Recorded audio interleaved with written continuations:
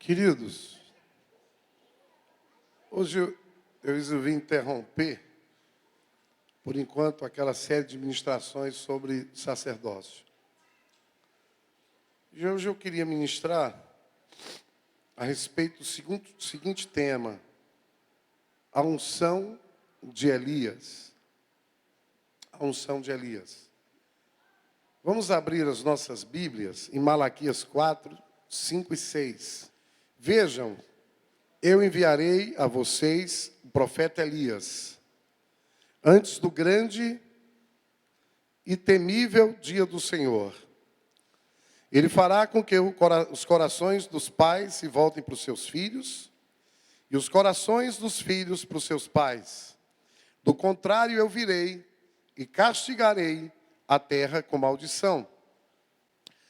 Senhor, nós temos orado, temos adorado, temos ministrado, ofertado. E agora, Senhor, a Tua palavra vai ser ministrada nessa noite, nessa manhã. E, Senhor, em nome de Jesus, eu te peço que debaixo da Tua unção, debaixo do Teu poder, do Teu manto de glória, Senhor, eu não quero ministrar mais uma palavra que vai ser ministrada ao vento. Eu não quero mais sair daqui, Senhor, com aquele sentimento de que algo o Senhor podia ter feito.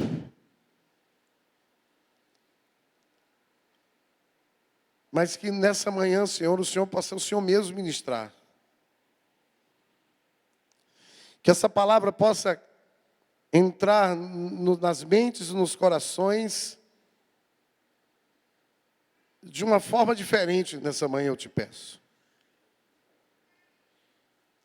De forma que gere temor, esperança, revelação, revolução, arrependimento, quebrantamento, mudança de vida, mudança de mente, mudança de comportamento, mudança de padrão.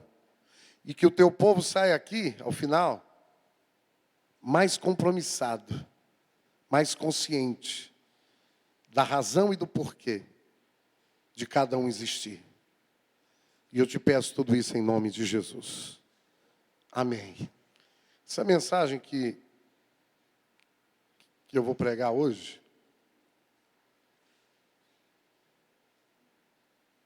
essa mensagem é para você. Olha aqui para mim. Essa mensagem é para a tua vida. Hoje eu não vim aqui pregar mais uma palavra. Hoje eu vim aqui ser boca profética de Deus para a sua vida.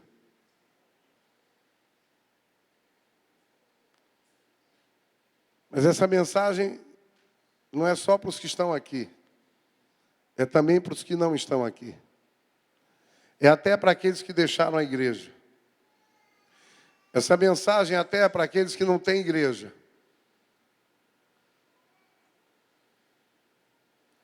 Essa mensagem é para todos, inclusive para mim. Queridos, nós precisamos discernir o tempo em que nós vivemos.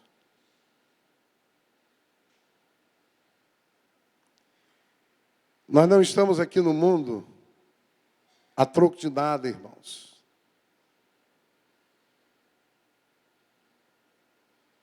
Você não foi colocado nesse mundo aqui com uma identidade, pastor Paulo, única, a troco de nada. Deus não te deu esse rosto lindo que você tem a troco de nada. Deus não permitiu que você estivesse vivo até hoje a troco de nada. Você está aqui porque você faz parte de um propósito de Deus.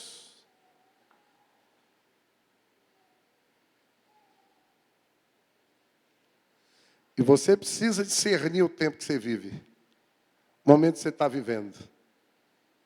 A igreja que você está congregando.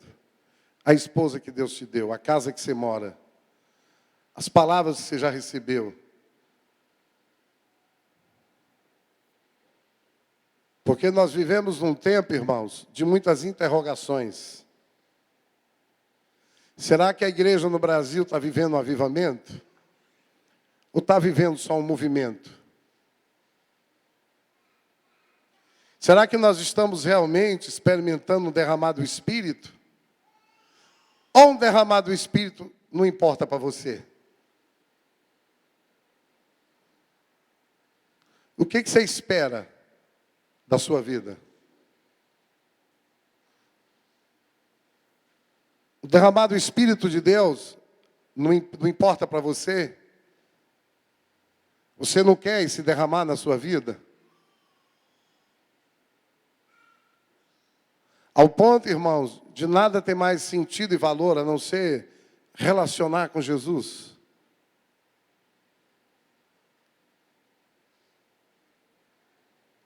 Será que nós estamos vivendo a colheita de vidas anunciadas pelo profeta Joel? Será que nós, eu, como igreja, você, como é que nós estamos com relação à igreja do livro de Atos? Será que nós estamos vivendo no tempo da igreja glorificada? Será que eu, como igreja, e você, como igreja, está preparado para a volta de Jesus? Porque se eu não tiver, eu vou ficar, irmãos, eu não vou subir. E eu vou passar pela grande tribulação. Porque muitos são chamados e poucos escolhidos, porque poucos escolhem a Deus. Não é porque você seja membro dessa igreja aqui, que o seu lugar já esteja garantido.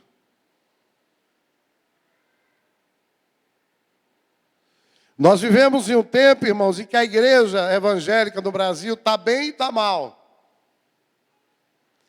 A igreja está bem, Moisés, porque está rica. Pastores milionários, cantores famosos, saindo da Rede Globo, gravando na Som Livre. E parece que o único sonho desses homens é serem famosos. A igreja brasileira vive um tempo de muito crescimento, irmãos. Igrejas abarrotadas de pessoas vazias de Deus. De crentes nominais. Domingueiros, como um dia eu fui. Um dia eu fui isso. Um dia eu fui um pastor nominal, não foi um crente, um pastor nominal.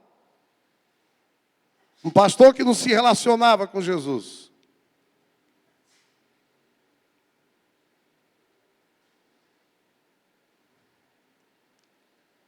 Mas, ao mesmo tempo, essa igreja vive um período de crise. Um período de escândalos.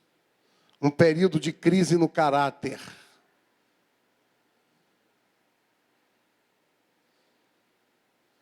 E ainda tem mais um porém, meu querido e muito precioso Ribamar, que me olha com esse olhar lindo agora. O que é pior, irmãos? O que é que a igreja está fazendo pela comunidade em que ela vive? As estatísticas de crime continuam a mesma. Mas quando 25, 30% de crentes evangélicos no Brasil, o que é que nós estamos fazendo para mudar a casa do nosso vizinho? O que é que nós estamos fazendo para mudar a casa do nosso vizinho? O que é que nós estamos fazendo para mudar o nosso bairro? Sabe por que a gente não consegue? Porque o que eu estou fazendo para mudar a minha vida? Porque eu vou mudar a casa do meu vizinho quando eu mudar a minha casa. E eu vou mudar a minha casa quando eu me mudar, quando eu mudar a minha vida. Porque todo avivamento começa em mim. Você quer um avivamento? O avivamento vai começar na sua vida. Enquanto não começar na sua vida, não começa através da sua vida. Eu quero ouvir um glória a Deus. Irmãos, abra os ouvidos para ouvir o que o Espírito vai dizer para você nessa manhã. Vivemos numa sociedade dá mais um pouquinho de retorno e de agudo. Vivemos em uma sociedade que está cada dia mais apodrecida pelo pecado, irmãos. Cada dia mais. A Rede Globo está aí. Acabou a desgraça chamada Verdades Secretas. Ensinando menina a se prostituir.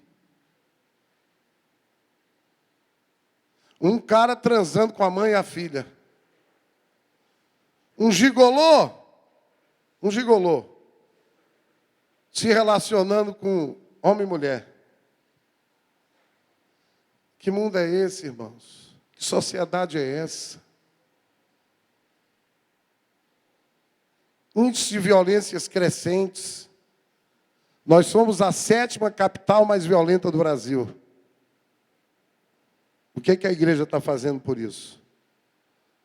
Irmãos, meu querido e precioso Magno, seu pastor só tem um sonho. Não é de ser famoso e ter igreja grande. É de ver as comunidades em onde nós já estamos, mudando a face. Quando eu sei que acontece um crime, eu entro em crise, irmãos. Mas eu estou profetizando que aonde tiver uma célula da igreja Plenitude, essas comunidades vão mudar, porque nós vamos ganhá-las totalmente para Jesus.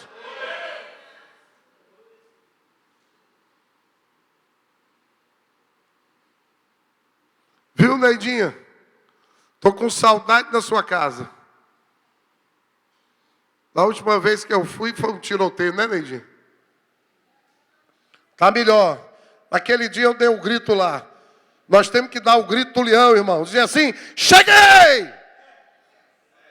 E aonde o homem de Deus chega, chega a paz, chega a alegria, chega a prosperidade, chega o gozo, chega a união.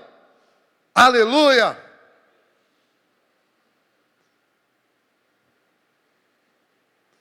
Irmãos, nós temos o direito de sermos sal e luz. Nós temos, enquanto igreja, direito de sermos sal e luz. Eu agora estou fazendo uma dieta que eu tenho que comer pouco sal. Irmãos, eu não estou comendo, tem 13 dias que eu não como gordura nem carboidrato. Mas sal, como é que se come peixe sem sal? Ontem mandaram um peixe sem sal. Tem gosto de nada, irmãos. Mas eu comi, que eu digo é bom, é bom, é bom, é ótimo. Está maravilhoso, está uma bênção, está gostoso. Oh, coisa maravilhosa. Meu cérebro é burro. Cérebro, tu é burro, é bom, é bom, é bom, é bom. Porque não adianta também comer assim, achando ruim. Mas sem sal, irmãos. Você é sal e luz. Você sabia disso? Na sua casa. É um direito seu ser sal e luz. Agora nós corremos o risco de fazermos parte de uma igreja. Uma grande igreja que não é sal, que não tem sabor nenhum, que é insípida. E Jesus disse que o sal que não tem sabor só serve para ser pisado pelos homens. Vivemos em um tempo, irmãos, em que Deus promete um derramar do seu Espírito. Agora eu vou dizer coisa boa. Nós vivemos um tempo que Deus promete um derramar do seu Espírito. Porque se não for na força do Espírito, nós não vamos conseguir. Viu, Neidinha? Viu, Magno? Viu, Moisés? Yuri? Ellen? Eli? Aleluia. Se não for na força do Espírito, a gente não consegue. Diga para o seu vizinho, não é por força e nem por violência, mas é pelo meu Espírito.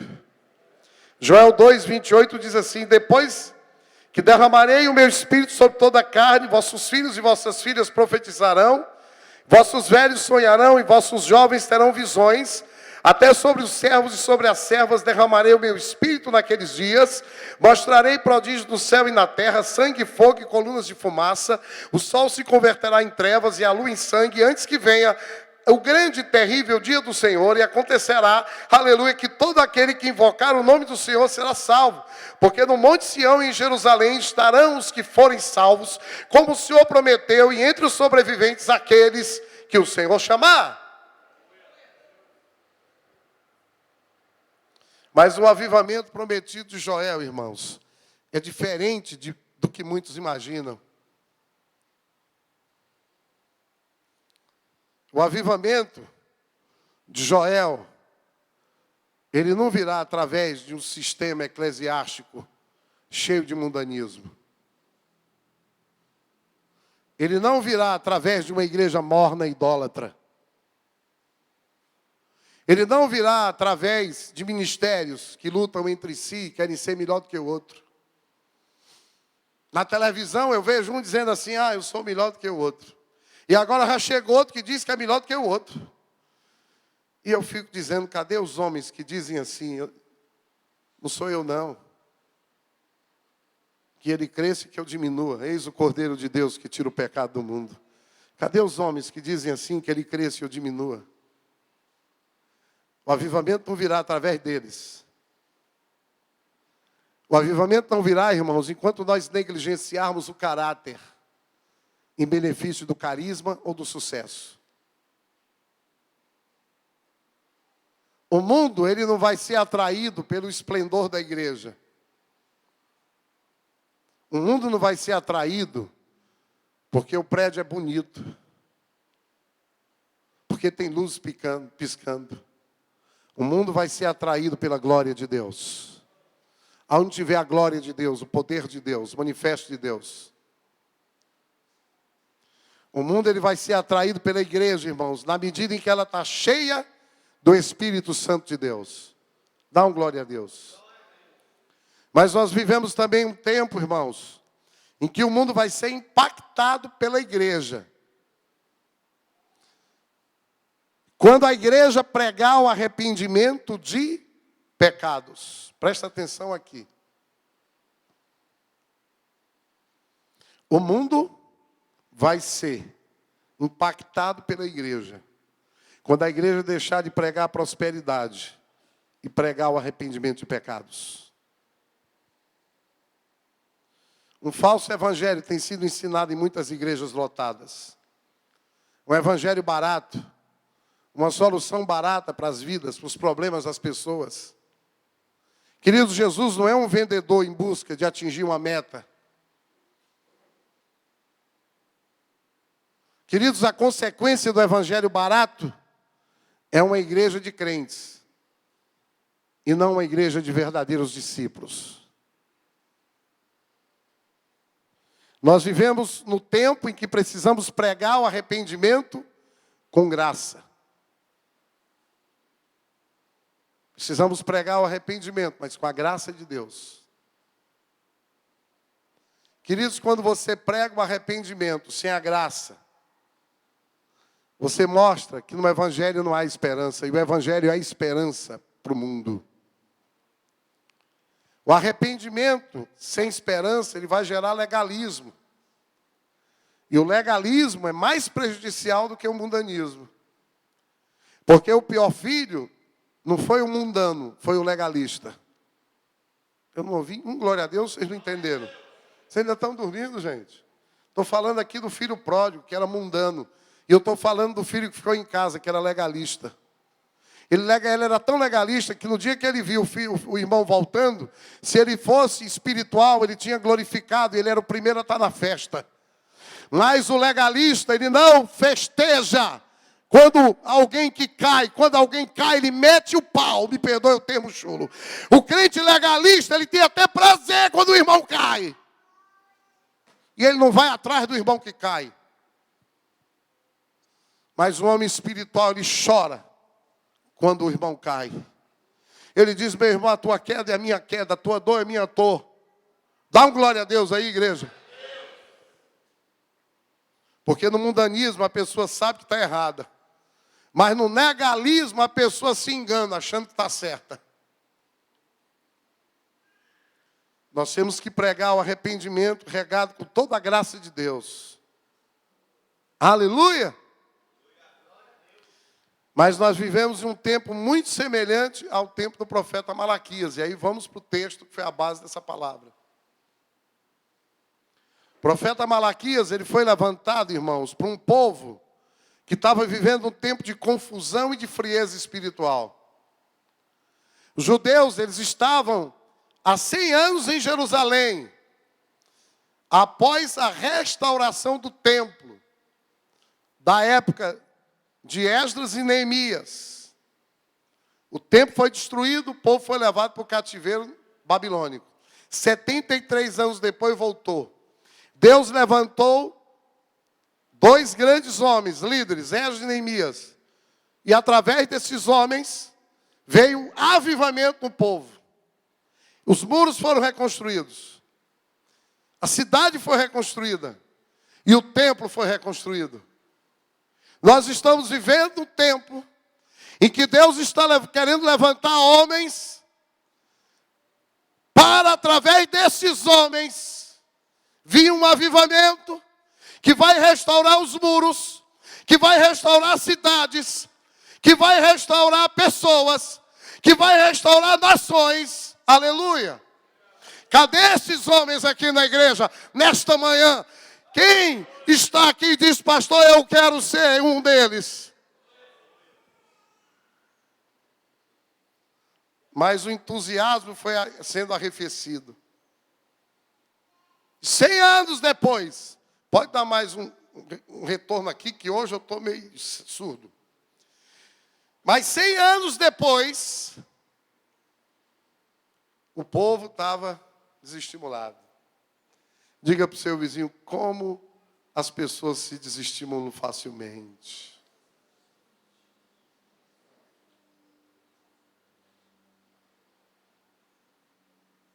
Irmãos, vou dar o exemplo da experiência que eu tive com seu irmão, viu, Lidiane? Amém? O irmão da Lidiane estava no leito de morte. E eu fui visitar. E a Lidiane, eu pedi a Jesus que ele me desse uma palavra para ele. Porque, irmãos, de mim mesmo não sai nada. Aí eu olhei no olho dele, ele estava assim, sem querer olhar para os meus olhos. E eu disse para ele, querido, você é igual a mim. Eu sou igual a você. Ele olhou para mim e caiu uma lágrima do olho dele. E eu disse, vamos fazer uma oração comigo. E ele fez oração, entregando, voltando para Jesus, que ele estava desviado. Depois que ele fez oração, eu perguntei para ele, você sabe o que você fez? E ele disse, eu sei. E eu disse para ele, no início, eu disse que eu era igual a você. Mas eu tenho algo diferente para lhe dizer agora. Eu vou lhe dizer que você está melhor do que eu. Porque você está terminando com Jesus. E eu não sei como é que eu vou terminar. E aí ele quis abrir um sorriso. Ele estava sentindo muita dor. 2 dias depois, ele foi morar com Jesus no céu. E eu ainda não fui. Ainda estou aqui lutando para ir.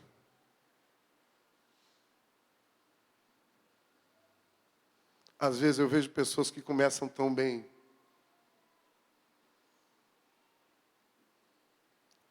O povo estava bem na época de Neemias, todo mundo motivado. Mas o tempo passou, as necessidades apareceram, o comodismo bateu a porta. E aquele ânimo, aquele avivamento, aquele fogo passou. E aí veio o profeta com a mensagem de repreensão por causa do verdadeiro culto ao Senhor.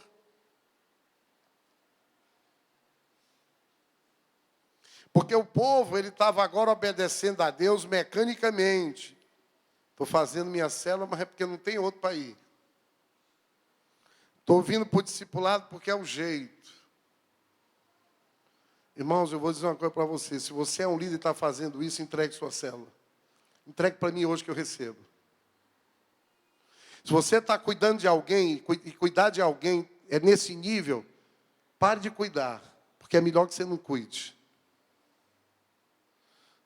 Vá levantar um altar para Jesus e se arrepender e pedir perdão a Deus. Você está precisando de relacionar com Jesus.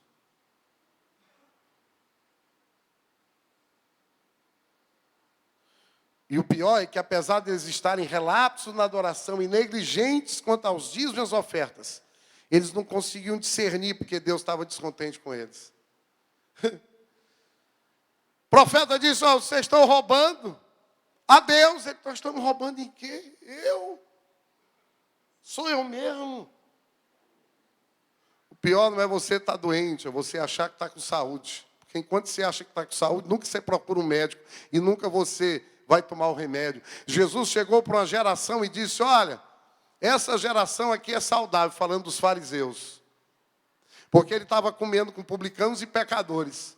E os fariseus dizendo que ele estava errado. E ele disse: onde é que tem que estar o médico? Perto dos doentes.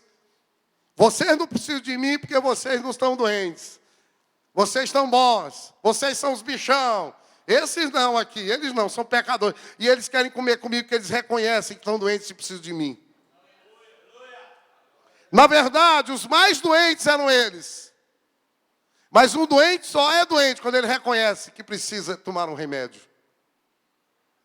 A maior dificuldade como médico não é prescrever, é convencer. Irmãos, eu tenho 25 anos de experiência diária dentro do consultório. Para a honra e glória de Jesus, para a honra e glória, toda a glória seja dada a Jesus. Presta atenção aqui, depois vocês não interpretarem mal. Eu sou, nessa cidade, uma autoridade na especialidade que eu faço. E tem mãe que fica duvidando do que eu digo. E tem dia que, às vezes, eu não estou com a paciência que eu devia ter. E eu tenho que dizer: minha senhora, a senhora está duvidando de mim. Fique com a minha palavra, não fique com a palavra da vizinha. Ontem eu disse para a mãe: sua vizinha não entende nada de medicina, quem entende medicina sou eu.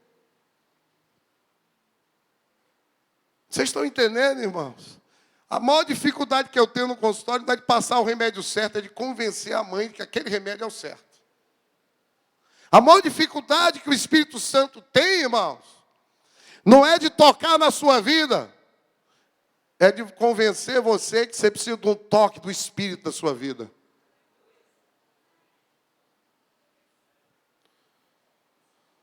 E o papel do profeta é levantar a voz do Senhor quando as pessoas estão distantes do propósito de Deus. Irmãos, o profeta Malaquias foi o último profeta. O último versículo de Malaquias foi a última vez que Deus falou. Por 400 anos, Deus se calou. Esse silêncio só foi quebrado debaixo da unção de João Batista.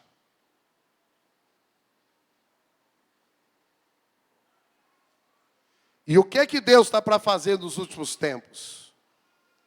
Nesse contexto de frieza espiritual, de degradação da sociedade, de igrejas lotadas de pessoas vazias, de igrejas que não causam impacto nenhum relevante nas famílias, na sociedade, de igrejas que constroem templos suntuosos, gastam milhões e não investem R$1 nos povos não alcançados. Semana o pastor José mandou uma foto, ele ganhou o chefe dos eunucos de Varanasi, que é o centro do hinduísmo no mundo. Eu queria ouvir mais glória a Deus, irmão. Sabe que é um eunuco converter? Fazia 16 anos que o pastor José orava por ele. E ele mandou um e-mail para mim assim, tão feliz. Esse é meu pai, um dos pais que eu tenho. E eu disse para ele: pastor José, eu quero o coração do senhor. Eu também quero. Mas eu não posso ser bênção nas nações se eu não for bênção aqui nessa igreja. Eu não posso ser bênção na vida das nações se eu não for bênção na sua vida.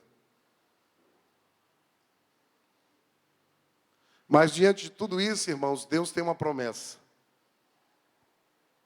Malaquias 4, 5 e 6 diz assim, aí eu entro na mensagem. Vejam, eu enviarei a vocês o profeta Elias. Antes do grande e temível dia do Senhor, ele fará com que o coração dos pais se volte para os filhos, e os coração dos filhos para os pais. Do contrário, eu virei e castigarei a terra com maldição. Qual é a promessa que Deus tem para os nossos dias? Ele vai enviar Elias. Diga para o seu vizinho, ele vai enviar Elias. Deus disse que enviaria seu servo Elias. E esse Elias, irmãos, não é o Elias de 1ª e 2ª Reis reencarnado. Não. O texto não está se referindo, irmãos, a um homem histórico. Esse texto não está se referindo a um mero homem. Esse Elias que está vindo, que já veio, que já chegou, aleluia, é um manto profético que fala de força e de poder da igreja de Jesus.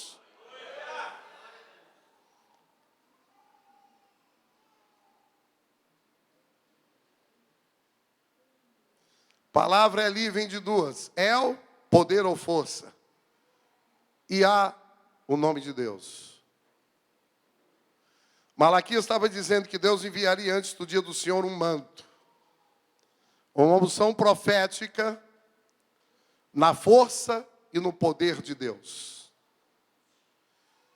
Elias, irmãos, ele já veio e ele virá. Em Lucas 1, 16, 17 diz, e converterá muitos dos filhos de Israel ao Senhor seu Deus.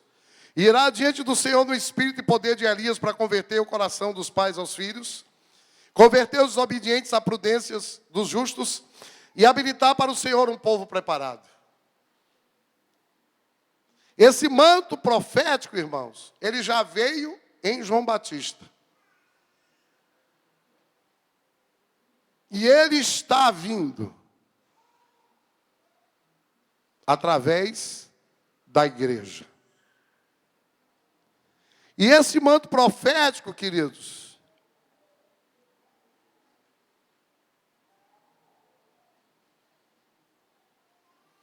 ele está vindo através da sua vida. Dá um glória a Deus aí, vocês. Os com sono, os desanimados, cansados, né? Os desatentos.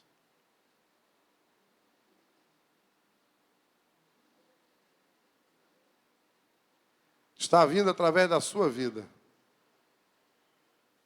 Mateus 17, 9 a 13 diz assim, descendo eles do monte, ordenou-lhes Jesus, a ninguém conteis a visão até que o Filho do Homem ressuscite entre os mortos. Mas os discípulos o interrogaram, por que dizem, pois, os escribas, ser necessário que Elias venha primeiro? Então Jesus respondeu, de fato Elias virá e restaurará todas as coisas. Eu, porém, vos declaro que Elias já veio e não o reconheceram. Primeiro Jesus diz, ele virá, futuro. Depois ele diz, ele já veio, passado. Jesus é que está falando de João Batista, que já veio, e da minha vida e da sua vida que viria. Aleluia. Jesus está falando ali do pastor Dias, do Magno, do Ribamar. Diga para o seu vizinho, Jesus está falando de você.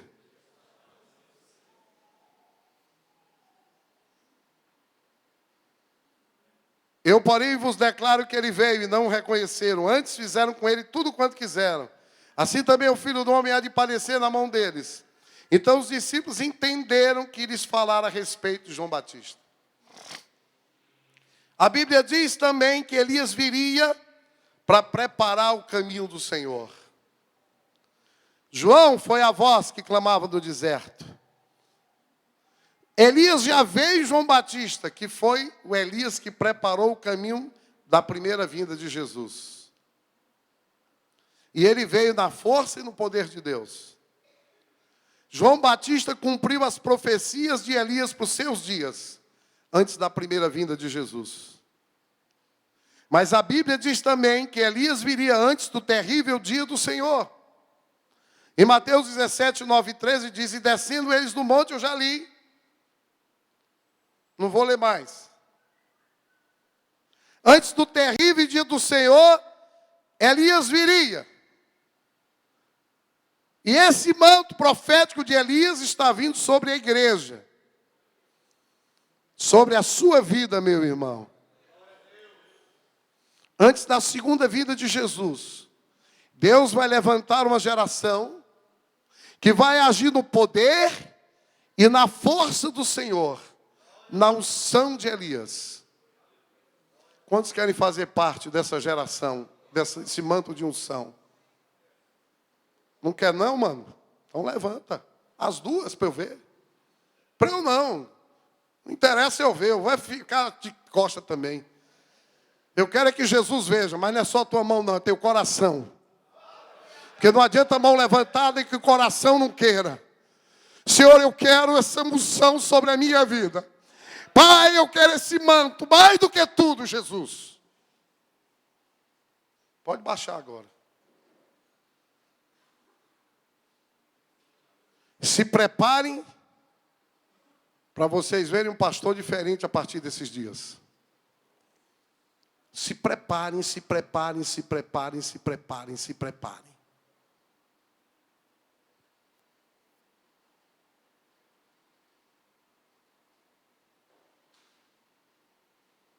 Pedro cita o profeta Joel, que confirma que o Espírito Santo seria derramado sobre toda a carne. Atos 2, 17 e 20 diz, então se levantou Pedro com os 11, e erguendo a voz, advertiu nesses termos, varões judeus e todos os habitantes de Jerusalém, tomai conhecimento disto, e atentai nas minhas palavras. Esses homens não estão embriagados, como vim dispensando, sendo esta a terceira hora do dia, mas o que ocorre é que o que foi dito por intermédio do profeta Joel, e acontecerá nos últimos dias, diz o Senhor, que derramarei do meu espírito sobre toda a carne, sobre os vossos filhos e sobre vossas filhas profetizarão, vossos jovens terão visões e sonharão vossos velhos, até sobre os meus servos e sobre as minhas servas derramarei do meu espírito naqueles dias e profetizarão, mostrarei prodígios em cima do céu e sinais embaixo da terra, sangue, fogo e vapor de fumaça. O sol se converterá em trevas e a lua em sangue, antes que venha o grande e glorioso dia do Senhor. E acontecerá que todo aquele que invocar o nome do Senhor será salvo. Eu vou ver isso acontecer aqui na igreja. Sua célula vai ficar pequena, meu irmão. A casa não vai aguentar. A glória vai ser tão grande.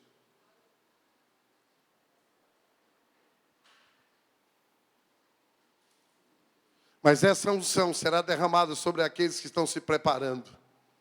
E vão preparar a igreja para o retorno do Senhor. Essa glória não vai ser derramada em cima de qualquer um, irmãos. É só para quem quer de verdade. Não é para vacilão, não, me perdoe o termo. É só para quem quer.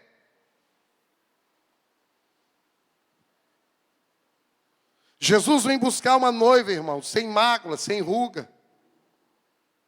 E depois disso virá o grande dia do Senhor. A Bíblia diz que o dia é grande e é terrível. E esse grande e terrível dia do Senhor é a segunda vinda dele. Será um grande dia para os fiéis e servos do Senhor, mas ao mesmo tempo será um dia terrível para aqueles que nunca receberam o Evangelho de Jesus. O grande e terrível dia do Senhor é o seu retorno para executar o seu julgamento. Nesse dia, a arrogância dos homens será abatida e o seu orgulho será humilhado. O dia do Senhor será como nos dias de Noé. Dia de pessoas desapercebidas em relação ao Senhor. Dias em que o certo é errado e o errado é o certo. Dia em que crentes preferem mais a Rede Globo, preferem mais a comunhão com o mundo do que com os servos de Deus.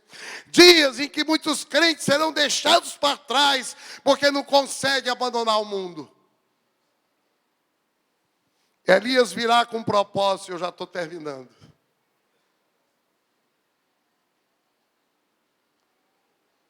Primeiro propósito é restaurar a família. Primeiro propósito é restaurar a tua família, que é a segunda coisa mais importante da tua vida.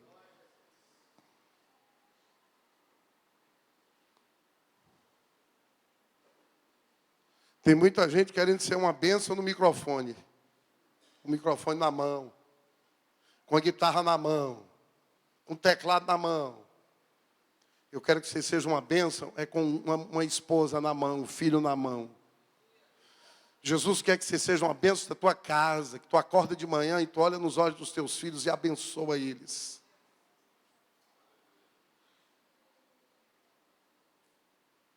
Falei para Jesus, Jesus, eu não quero mais um microfone. Eu quero agora meus filhos, minha família, minha casa. Eu quero ser uma bênção para minha esposa. Eu quero que a minha esposa sente nessa primeira cadeira hoje à tarde, os olhos dela brilhem olhando para mim ministrando aqui. Porque quando eu estiver ministrando aqui, irmãos, ela não vai estar ouvindo o que eu estou pregando, ela vai estar lembrando do que eu fiz por ela essa semana. Das palavras, porque a mulher, ela é edificada com as palavras do marido, e o marido é edificado com o silêncio da mulher. Então, mulheres, parem de falar, maridos, comecem a falar. E quando uma mulher for abrir a boca, pense 10 vezes antes de falar. E só fale debaixo do poder de Deus.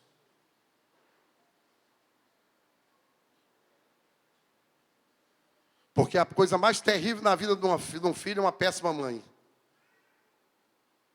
Mas a Bíblia diz que um homem que encontra uma boa mulher, boa coisa encontra. E eu encontrei uma mulher boa não, irmãos. Eu encontrei uma mulher excelente em tudo. O que é que eu merecia? Merecia era ser eunuco, cortar no tronco. Eu pisei na bola nessa área. Mas Jesus é maravilhoso. Jesus não dá o que a gente merece, Ele dá o que a gente precisa. Elias virá com propósito de restaurar desviados e religiosos. Buscar as ovelhas perdidas e restaurar os religiosos dentro da casa do Senhor. Há muita gente, pastor Paulo, bem intencionada, com espírito de religiosidade. Sabe por quê? Porque foram ensinados a vida inteira assim. Não pode ver uma pessoa dançando que se escandaliza. Não pode ver um pastor pregando assim que se escandaliza com tudo. Elias virá com o propósito de cuidar dos desamparados, irmãos. Cuidar do órfão, da viúva, dos pobres, dos viciados, dos marginalizados. Irmãos, vocês sabem onde é que Jesus está mais perto? Dos pobres. Jesus veio para cuidar desse povo. Quando a igreja desperta para cuidar desse povo, a igreja é muito abençoada. Me diz aqui uma coisa, quem não comeu ontem aqui? Você tem quantos quilos de arroz na sua casa hoje? Será que você não podia dar 1 quilo de arroz para quem não tem 1 quilo de arroz hoje para comer? Eu vou ensinar para vocês o maior segredo da prosperidade, nunca faltar, é você aprender o dom de repartir.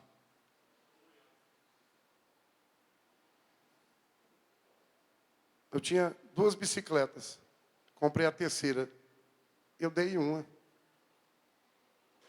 Para que eu quero 3, né? Aprenda a repartir as coisas. Ele vem também para levar os perdidos até Jesus, preparando o caminho do Senhor. Mas quando ele não cumpre esse propósito, irmãos, o povo perece. A Bíblia diz que a terra vai ser ferida com maldição. E a maldição é a disciplina de Deus. E essa disciplina de Deus começa pela casa de Deus, principalmente para o povo de Deus que não se arrepende e não se alinha com o propósito dele. O dia do Senhor, irmãos, olha, agora em outubro, já teve? A 4ª lua de sangue em 2 anos. 29? É hoje? Deixa eu explicar para vocês. Ano passado, na Páscoa, teve uma lua de sangue. Um eclipse. Festa de tabernáculos em outubro, outra lua. Páscoa esse ano, uma lua. Tabernáculos, de novo outra lua. Passei aqui para os meninos, aqui, os supervisores, um vídeo. Irmãos, a chance de ter 4 eclipses em 2 anos é 1 bilhão. A Bíblia diz que naqueles dias a lua vai se converter em trevas. Vai ter lua de sangue. Acabei de ler. Jesus está às portas, irmãos. Está chegando o noivo. Vai vir buscar uma noiva. Esse juízo ele vai começar com os ministros arrogantes e orgulhosos. E esse juízo vai descendo até nós. Até a nossa vida. Vamos ficar de pé?